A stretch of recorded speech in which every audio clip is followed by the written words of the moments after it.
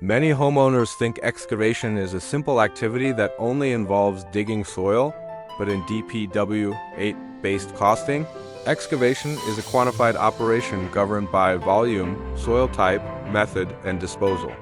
In this episode, we will break down what 1 million pesos can realistically cover for excavation and earthworks using DPWH volume logic, not guesswork.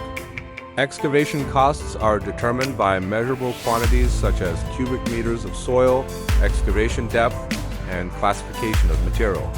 Under DPWH standards, excavation is categorized into common soil, soft rock, or hard rock, and each category carries a different unit cost. This is why excavation prices vary significantly even for houses of similar size. For a typical single-story residential house, excavation includes footing trenches, column pads, tie beam trenches, septic tank excavation, and sometimes site leveling. DPWH methodology requires measuring each excavation item separately to avoid underestimation and scope overlap. Using DPWH volume computation, footing and column excavation is measured by length, width, and depth. Even small increases in depth significantly increase total volume. A few centimeters difference across multiple footings can already translate to several cubic meters of additional excavation. 1 million pesos allocated for excavation does not automatically mean deeper foundations. Soil classification determines whether excavation can be done manually or requires equipment. DPWH costing clearly differentiates between manual excavation and excavation by equipment, with equipment costs rising due to fuel, mobilization, and operator expenses. Another major cost component is disposal.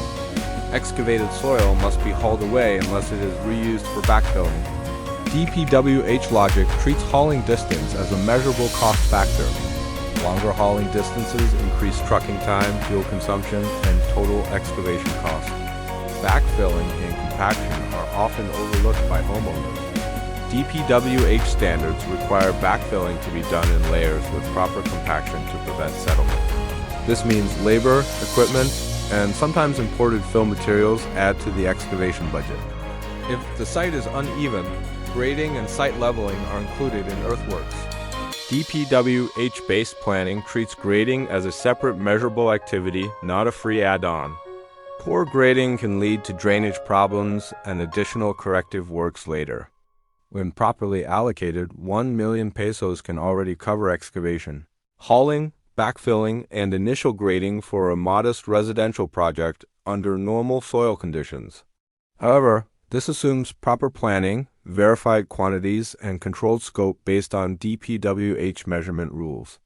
Homeowners often encounter cost overruns because excavation was priced as a lump sum without volume verification.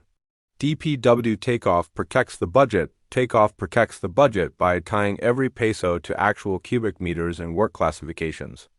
Understanding excavation costs early prevents design changes during construction.